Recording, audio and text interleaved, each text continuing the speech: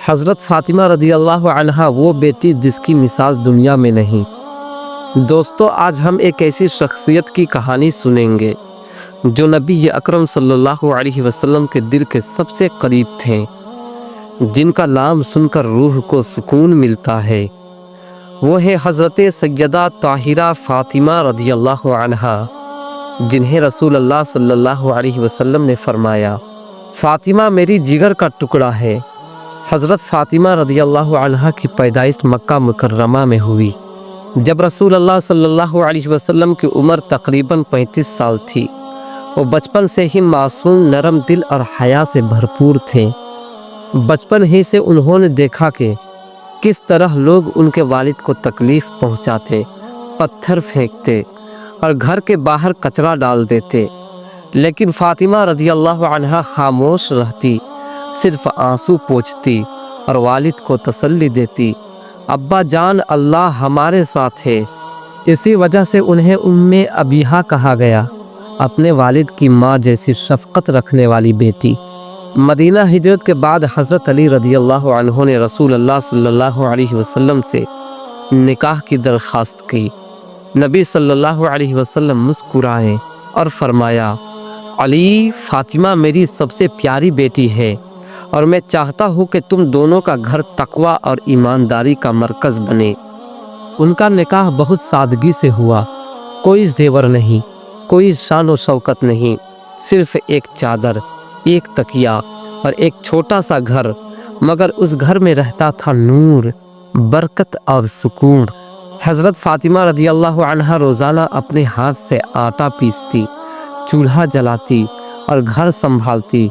کبھی کبھی کھانا صرف پانی اور کھجور ہوتا، مگر کبھی شکایت نہیں کی۔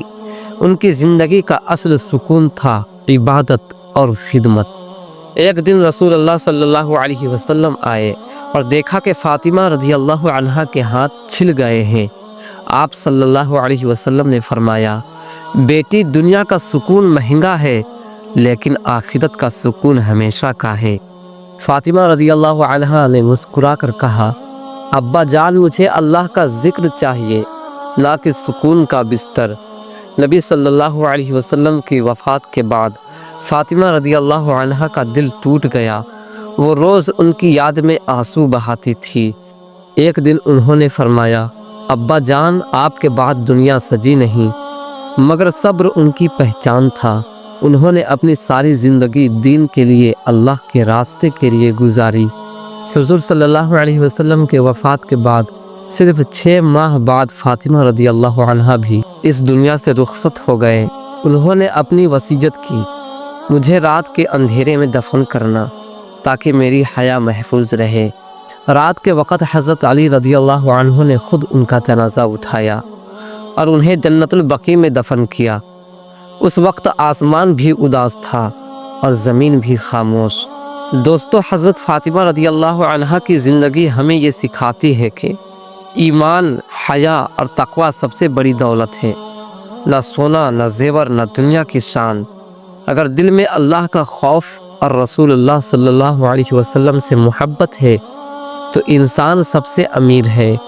آج ہمیں یہ سوچنا چاہیے، کیا ہم اپنی بیٹیوں کو فاطمہ رضی اللہ عنہا جیسی حیا اور دین کی تعلیم دے رہے ہیں؟ کیا ہم اپنی زندگی ان کے راستے پر چلا رہے ہیں؟ جو فاطمہ رضی اللہ عنہا سے محبت کرے گا وہ جنت کا مستحق بنے گا۔ حضرت فاطمہ رضی اللہ عنہا ایک بیٹی، ایک ماں، ایک مومنہ، جس کی دعاؤں میں جنت کا راستہ ہے۔ بس آج کے لیے اتنا ہی۔ اگر ویڈیو اچھی لگی ہو تو لائک اور سبسکرائب کر دے اور اپنے دوستوں تک بھی شیئر کر دے۔ السلام علیکم ورحمۃ اللہ۔